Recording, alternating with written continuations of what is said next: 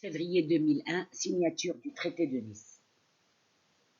Suite au Conseil européen qui s'est tenu à Nice entre le 7 et 9 décembre 2000, un traité a été signé entre les 15 pays membres de l'Union européenne à l'époque, qui modifie à nouveau le traité sur l'Union européenne TUE et celui instituant la Communauté européenne TCE.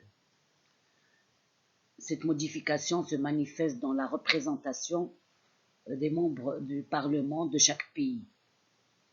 Et bien sûr, ce système défini à Nice a abouti à une surreprésentation des petits pays. Le traité entre en vigueur le 1er février 2003. Le 16 avril 2003, vers une Europe à 25. Un traité d'adhésion à l'Union européenne de 10 nouveaux États est signé à Athènes. Il s'agit de Chypre, de l'Estonie, de la Lettonie et de la Lituanie, c'est-à-dire les 3 pays baltes, de la Hongrie, de Malte, de la Pologne, de la République tchèque, de la Slovaquie et de la Slovénie. Pour entrer en vigueur, le traité doit être ratifié par les 15 et par bien sûr les 10 nouveaux membres avant le 1er mai 2004. C'est à cette date exactement que leur entrée dans l'Union deviendra effective.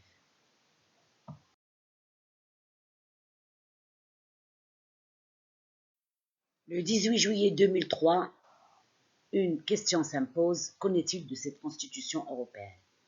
La Convention sur l'avenir de l'Europe, présidée par Valéry Giscard d'Estaing, va remettre le 18 juillet 2003 un projet de traité qui va établir une constitution pour l'Europe, présentant les cadres d'adaptation et surtout le cadre institutionnel et politique de l'Union en vue de ce prochain élargissement prévu en 2004 des 10 pays adhérents. En effet, cette convention avait été convoquée par la déclaration de Laeken du 15 décembre 2001 des chefs d'État des 15 auparavant. Elle s'est encore réunie entre le 28 février 2002 et le 18 juillet 2003, pour traiter toujours sur la question de la Constitution européenne qu'on a vue dans la diapo précédente.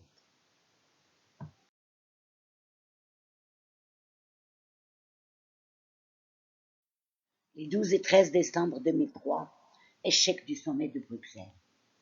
Les chefs des États membres et futurs membres de l'Union européenne vont se réunir à Bruxelles afin de se mettre d'accord sur le projet de constitution dont on a parlé auparavant. Malheureusement, aucun accord ne serait possible et les discussions vont être reportées au premier semestre 2004 sous la présidence irlandaise de l'Union. C'est-à-dire que l'Irlande serait à ce moment-là à la tête de la présidence tournante de l'Union européenne. Le 1er 2004, l'Europe va passer de 15 à 25 membres. 10 membres vont adhérer à l'Union européenne. Et c'est le 5e élargissement. C'est l'entrée en vigueur, le 1er mai 2004, du traité qui a été signé à Athènes le 16 avril 2003 pour pouvoir laisser adhérer les 10 pays candidats à l'Union européenne cités auparavant.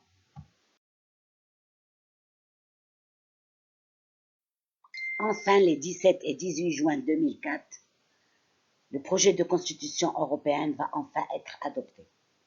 À Bruxelles, les chefs des 25 États de l'Union européenne vont adopter, après d'ultimes et difficiles négociations, le premier traité institutionnel de l'Union européenne.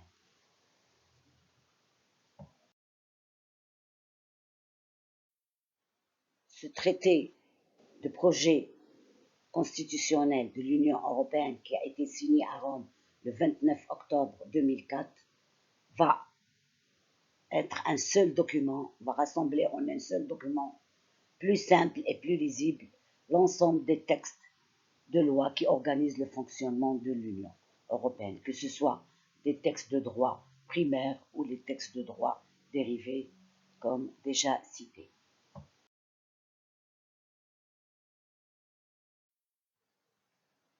Le 1er janvier 2007, l'Union européenne va passer de 25 à 27 membres et on assiste au 6e élargissement. Le traité d'adhésion qui a été signé le 25 avril 2005 va entrer en vigueur et les deux pays, la Roumanie et la Bulgarie, vont adhérer à l'Union européenne.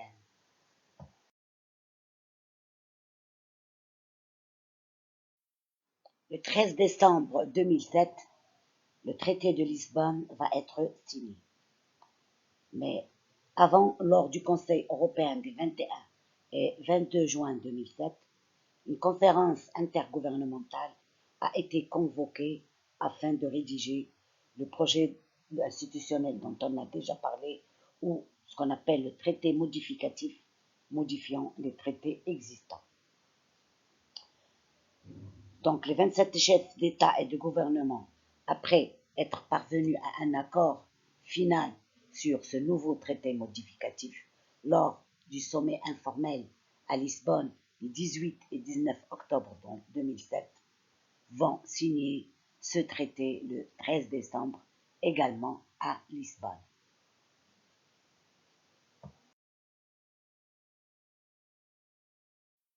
Le 1er décembre 2009, le traité de Lisbonne va entrer en vigueur. Mais avant cette entrée en vigueur, toutes les ratifications ont été faites par tous les pays membres, par voie parlementaire ou par vote parlementaire, sauf un seul pays, l'Irlande, qui a rejeté le premier référendum le 12 juin 2008 et qui va l'accepter plus tard au second référendum le 2 octobre 2009, ce qui permettra au traité d'entrer en vigueur le 1er décembre 2009. Le 1er juillet 2013, l'Europe va assister à son 7e élargissement avec l'adhésion de la Croatie à l'Union européenne. Justement, la Croatie, qui avait présenté sa demande d'adhésion à l'Union européenne en 2003, va obtenir le statut de candidat par le Conseil européen au cours de l'année 2004. Les négociations de son adhésion ne vont être ouvertes qu'en octobre 2005. Son traité d'adhésion va être signé à Bruxelles le 9 décembre 2011 et ne va prendre effet que le 1er juillet 2013, après le référendum de 2012, où le vote va être emporté par 66% de voix.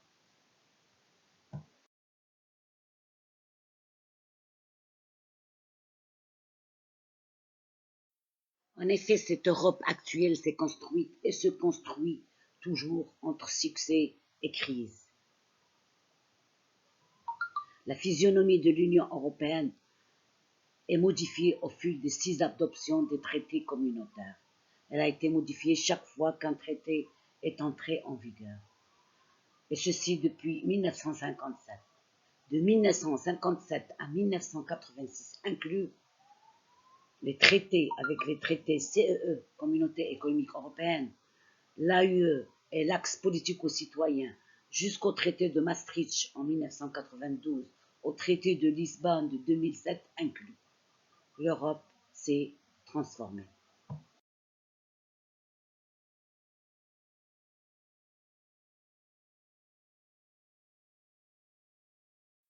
Seule la lecture pertinente et l'étude des 6 traités communautaires peuvent permettre d'apporter une véritable définition du droit communautaire, car traités et Cour de justice de l'Union européenne demeurent silencieux en la matière.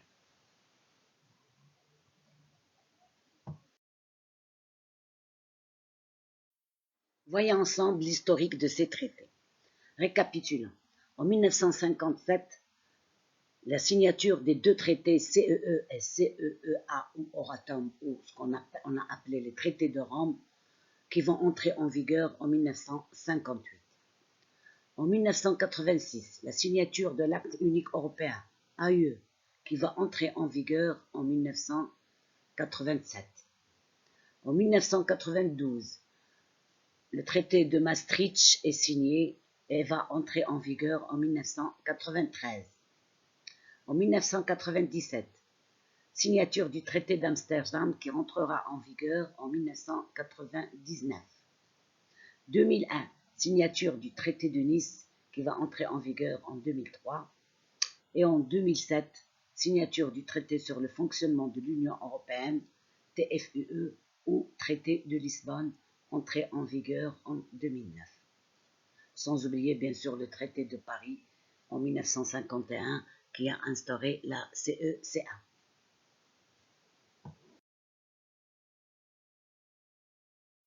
Ces traités conclus entre les États de l'Union européenne doivent être ratifiés dans chacun des pays séparément et ils vont constituer ce qu'on appelle le droit communautaire primaire de l'Union européenne, qui s'oppose au droit communautaire dérivé.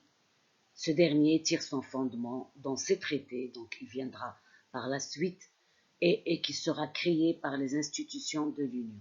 Donc, bien sûr, au fur et à mesure des affaires qui vont se dérouler devant les cours de justice. Voyons un peu plus en détail chacun de ces traités et les apports auxquels il a contribué au sein de l'Union européenne. 1957, là, le traité sur la communauté économique européenne, CE, ou traité de Rome, qui est entré en vigueur en 1958 par les 6 États de la CECA, déjà cités auparavant. Ce traité est de nature exclusivement économique. C'est pour ça qu'on l'a appelé CEE, Traité sur l'économie européenne économique, Communauté économique européenne. Pourquoi? Parce qu'il a visé à créer un marché commun entre les 6 pays qui sont la France, l'Allemagne, l'Italie et les pays du Benelux. Bien sûr, les pays du Benelux qui sont les Pays-Bas, la Belgique et le Luxembourg.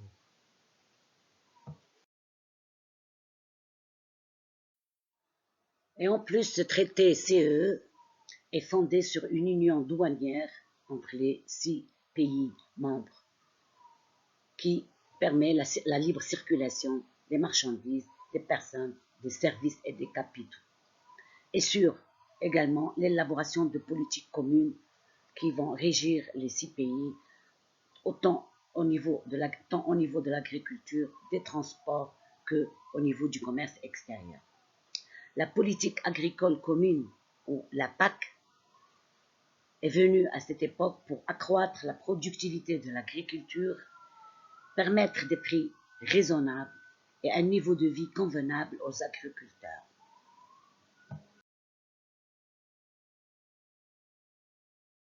En 1957, toujours, un deuxième traité va être signé à Rome, l'Euratom, ou la Communauté européenne de l'énergie atomique. Ce traité, de sa part, va viser la coordination des programmes de recherche du nucléaire civil entre les 6 pays fondateurs de la CECA.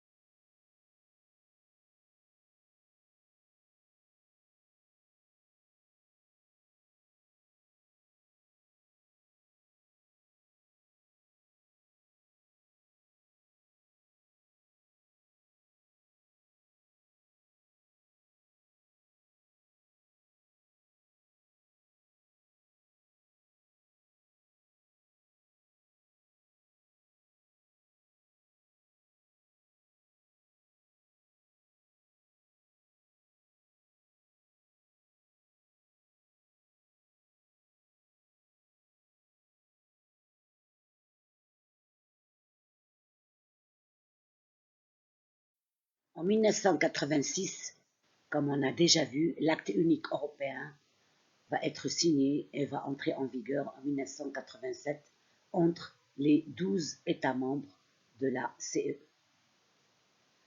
Ce traité avait pour finalité essentiellement de modifier les procédures de décision lors de l'adoption d'actes communautaires pour faciliter la réalisation du marché intérieur, appelé également marché commun.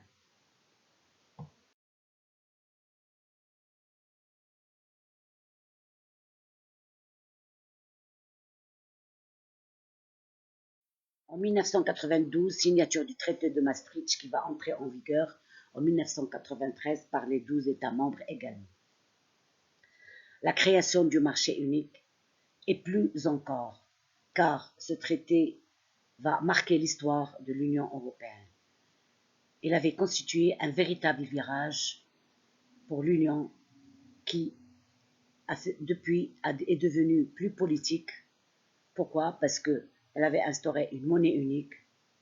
Le Conseil européen avait une existence formelle, commençait à avoir une existence formelle, et encore, l'Union est devenue plus proche de ses citoyens européens, car elle a instauré un médiateur européen, c'est-à-dire un représentant du peuple au sein du Parlement. Le droit de pétition aussi a été établi et la citoyenneté européenne, la plus importante ou le plus important apport de ce traité de Maastricht. En 1997, signature du traité d'Amsterdam qui va entrer en vigueur en 1999 par les 15 États membres. Il s'agit ici d'un traité qui a une nature essentiellement technique. Technique, pourquoi? Parce qu'il prévoit des réformes purement institutionnelles et qui concernent l'élargissement de l'Union européenne.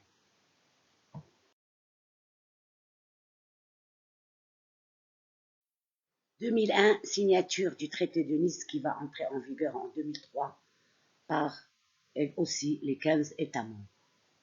Là aussi, il s'agit d'un traité essentiellement technique qui concerne ou qui coiffe les réformes institutionnelles afin d'accueillir dans les meilleures conditions les prochains États membres de l'Union européenne, comme le traité d'Amsterdam est aussi.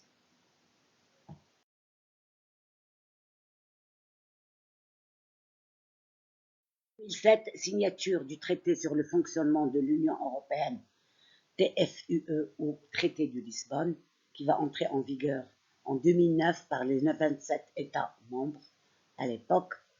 Ce traité, par contre, va renforcer également les droits des citoyens directement, et ceci par l'instauration de la Charte des droits fondamentaux de 2000 de l'Union européenne, également par le droit d'initiative citoyenne ICE, et indirectement à travers le Parlement européen et les parlements nationaux qui vont voir leur pouvoir renforcé par l'avènement de ce traité de Lisbonne de 2009.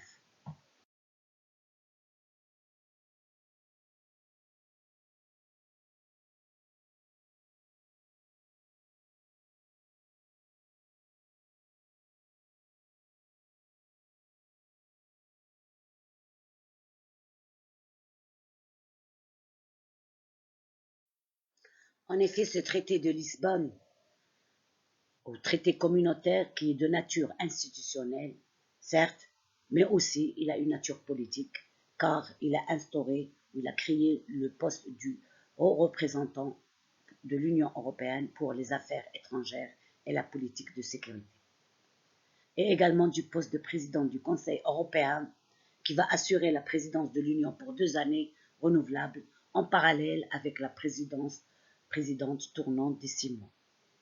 Cette nouvelle présidence ou nouvelle forme de présidence de l'Union européenne est appelée aussi la double présidence ou la présidence bicéphale. Une note à retenir, c'est qu'un traité n'annule jamais le précédent. Il ne fait que le modifier.